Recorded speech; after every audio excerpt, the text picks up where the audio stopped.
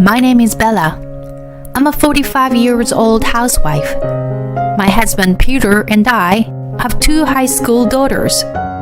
We had a peaceful marriage with no drama. But that doesn't mean I don't have any complaints. There are many things about the children, but the biggest frustration is my husband. He is a nervous wreck for better or worse. He thinks that all the housework and childcare should be done by his wife, and he never tries to do any of it. In all these years we have been married, he has never taken out the garbage. He does not cook for himself, not even instant food. Even when I'm sick, he doesn't do it. Don't slack off.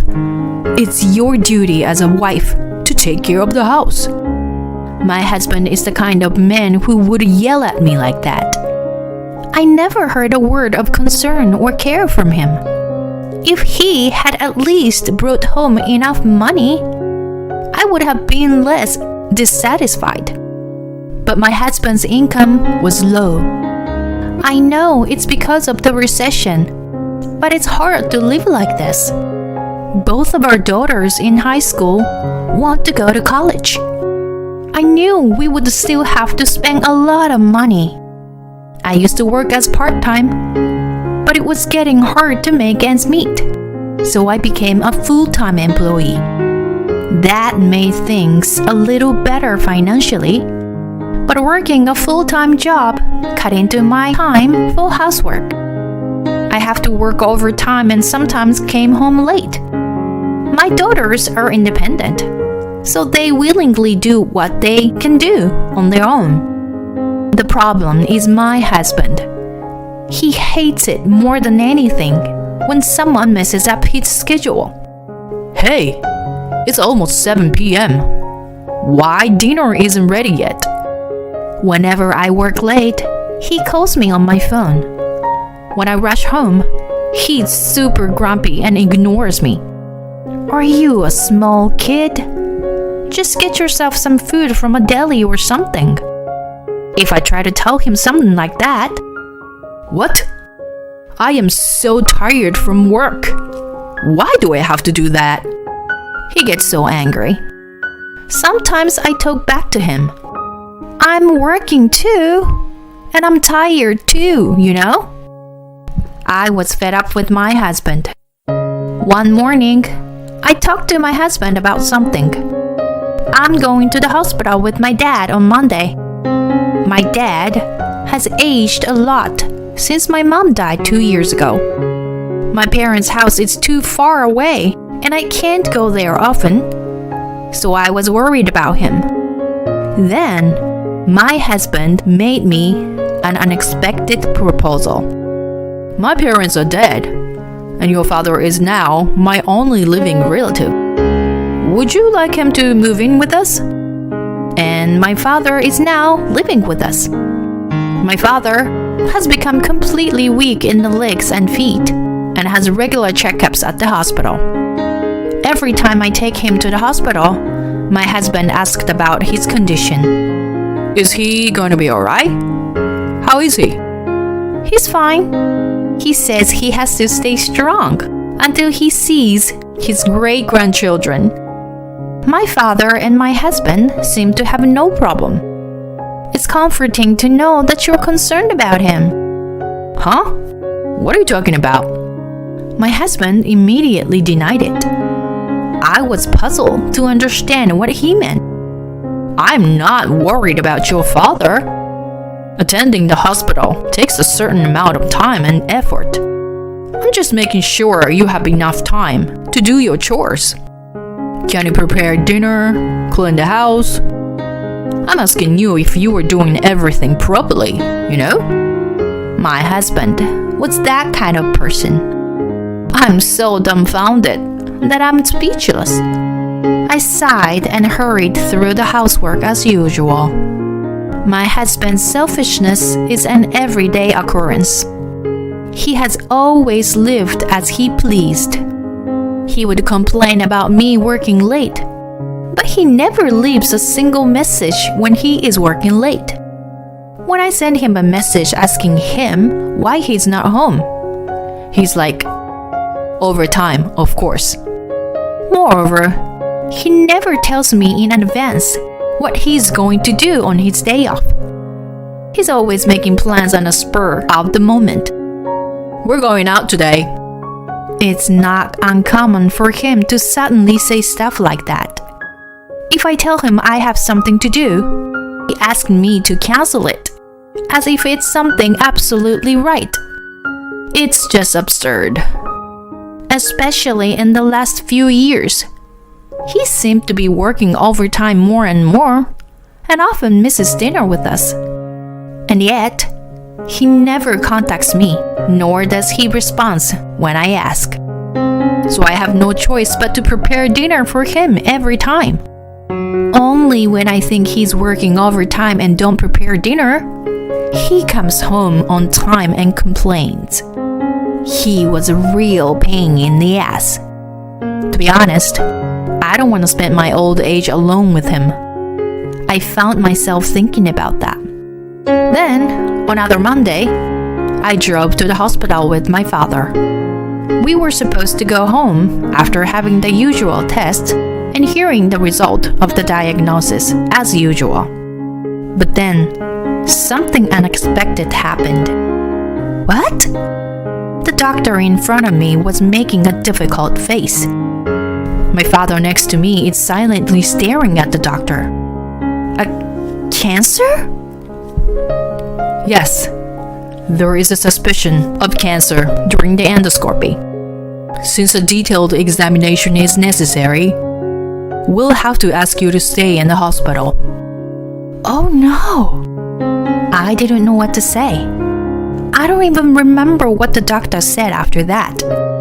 When I got home, my father said he wanted to be alone for a while and hid in his room. When I saw the door to his room close, I went into my bedroom and shed tears. My husband came home late that night. I told him about my father. He listened in silence. I'm going to be busy with it, so it might be difficult for me to do stuff around the house, you know? My husband didn't like what I said, but he didn't say anything. I wondered if he indeed understands. That's what I thought at the time. But I soon learned that I was naive in that perception. On the holiday, right after my father was admitted to the hospital for tests, my two daughters were out and away. As I was walking down the hallway with the vacuum cleaner, I heard a noise coming from my father's room. Could it be a thief? I thought so and grabbed the hard pipe of the vacuum cleaner as a weapon. I fearfully looked into my father's room. I fell on the ground when I saw who it was. It was my husband. Peter, what are you doing? I asked my husband in a loud voice. What am I doing? I'm throwing away stuff. What? You don't need your father's stuff anymore. Oh my gosh, Peter! My husband is taking it upon himself to throw away my father's personal belongings. Clothes packed in big bags, his favorite books tied up with strings. Even his photo albums are in the trash. What the hell? Stop it! Just stop it! I tried to stop him in a panic.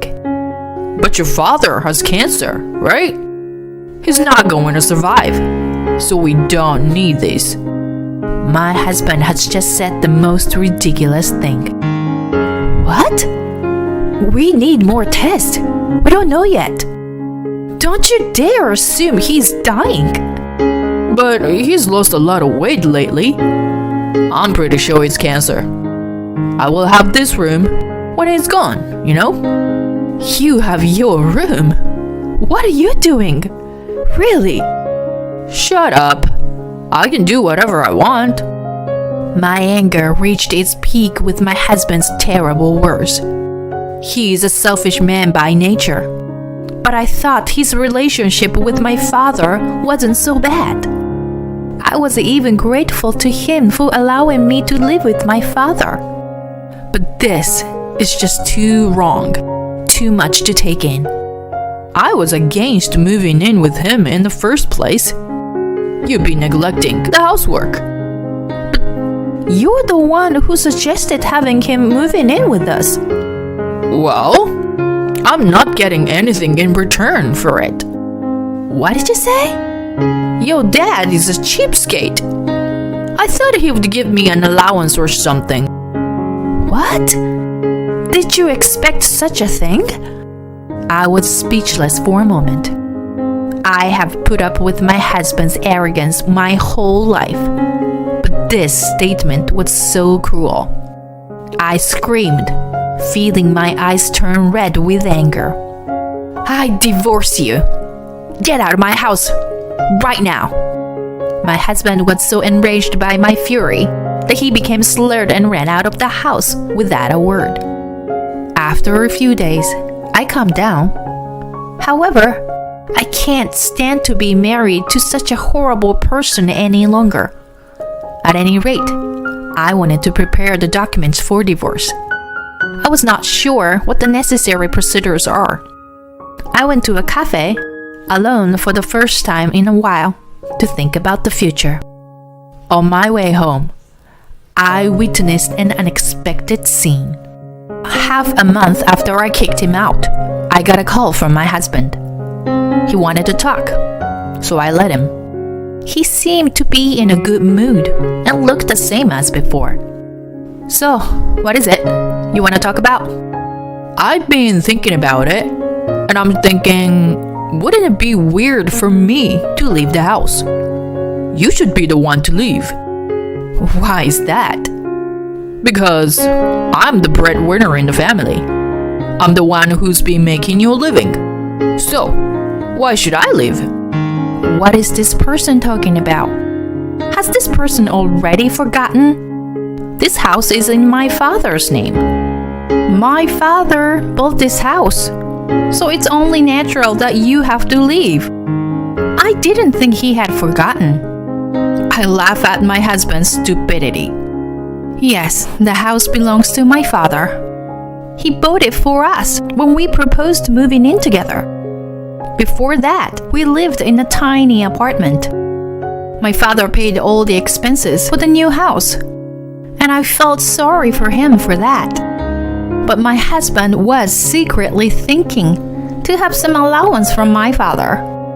How could he be so stupid as to forget who owns this house? How can he think that it is his house? This house will belong to me and my children when my father dies. Whatever. Then it will be yours when your father dies. And it will be a joint property between you and me. Am I right? What? What do you mean? You said you were divorcing me. If we get divorced, we'll split the property. Then half of this house is mine. I'm sorry, but you're wrong. An inheritance from one's parents can't be jointly owned by a couple. Too bad. What? Really? Well, there are exceptions, depending on the circumstances. But this house is still my father's. I mean, your father will be gone soon, and this house will be yours. Please, don't decide on your own that someone's father will be gone soon. Before my father is gone, you and I will be divorced. Then I won't divorce you. What an idiot he is. Do you think I'm going to say I'm not getting a divorce? And let me say one more time. My father is still alive. He has cancer. He doesn't have that long. When my husband said that, someone came in. Too bad. I have a long life ahead of me, son. My father appeared and said with a smile on his face. His legs were weak, but he appeared strangely energetic and high-spirited. What? Why are you here? My husband was in a panic. I guess he didn't think my father would be home when he was supposed to be in the hospital. Of course I'm here. This is my house. And the tests are done, you know? What do you mean? I quietly told my husband, who looked at me in a panic. My father didn't have cancer. Huh? The results of a thorough examination beneath a benign polyp that was easily removed. He's still weak in his legs, but otherwise, he's in excellent health. What does that mean? It means that I'm going to live a long time. My father took over my words and said with a big smile on his face, Well, you made a mess in my room, Peter. It was hard to clean up. But, well, after the divorce, your room will be open. I can use it as a storage room, and I'll have more room. Thank you for leaving. I didn't know my father was such a character. His miraculous recovery from his suspected cancer has given him a new lease on life. I guess he's 10 years younger. My husband, who had been in a state of shock for a while, came back to himself and gave a forced smile. I'm glad you're doing well. Then, why don't you change the name of the house to your daughter as a gift while you were still healthy? No way! That's none of your business. By the way, you have been cheating on my daughter, haven't you? What? Why do you say that? You want to call it as a man's worthiness? You can't go by that excuse. You don't make much money. You can't say that. In front of my husband's flustered eyes, I held out several photographs and documents. Can you explain this, honey? You said you've been in a business hotel for the past half month since you left home. But you've been at the house of your secret girlfriend. See? Here's the proof. I tracked them down using the private detective. Pictures showed my husband and the woman he was having an affair with making out. Yes, I had gone to a cafe that day and happened to see my husband. He was with her, holding hands and making out in public. I thought it was strange that your salary didn't change, even though you were working overtime. You've been visiting your mistress for a long time. No, overtime was real. You don't have to lie. I even checked with the company.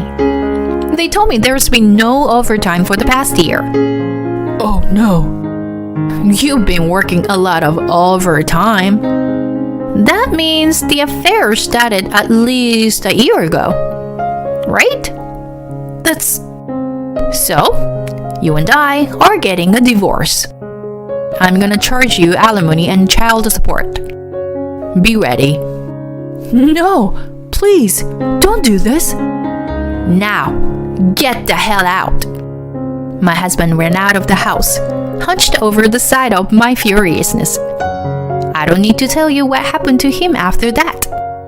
I filed for alimony against him and the woman he cheated on me with, plus child support for him. I need to make sure he pays for the children's future. He moved in with the woman he was having an affair with. They were left penniless after paying the alimony. They moved into a small old apartment and are forced to live in poverty. Even so, they were rubbing shoulders at first, but their relationship didn't last more than a month. How do I know? Because my ex-husband called me. Listen, she doesn't do any chores at all. She gets up at random times in the morning and night, goes to bed, and never takes care of me. We always have to eat delivery or TV dinner. She doesn't clean the house, so there is dust everywhere. She doesn't take out the garbage, so there's no place to step in the house. The woman with whom he was having an affair seemed to have been pretending to get his attention. But now they're living together, she's revealed her true colors. She's not even working. She's just hanging out at home. I can't take it anymore. Please help me. What? Why should I help you? You are finally with someone you wanted to be with, even if you had to fake working overtime. I can't ruin that kind of happiness for you. Well, good luck with that. You made a fool of us, and you'll pay for it. I'm sorry. For now on, I'll help you around the house. I won't act like a jerk to you, and I'll take good care of your father. It's too late. There's nothing you can do now. Oh no, wait, please. Goodbye, Peter. I hung up. Listening to a stupid man's stupid story makes my ears itch. Then, apparently, my ex-husband lived his life with her and ran away. Their relationship was only good while it was a secret affair. I heard that my ex-husband had to quit his job because the truth had spread throughout the company, and people around are looking at him like he was a total jerk. He deserves it. Now that he's gone, my family is at peace. My daughters are enjoying life as usual. Their father was hardly ever home. And even when he was so selfish that they have no feelings for him at all. They even laugh and say they are glad he's gone. Well, they were adolescents, so the idea of their father cheating was nothing but creepy. They say they'll never invite him to their weddings. Speaking of my dad, he's feeling much better now. He's having a lot of fun at the Senior Citizens Club. He seems to be getting to know the ladies in the club. I am still struggling with work and housework, but there are no more obstacles in my way. Life is beautiful now.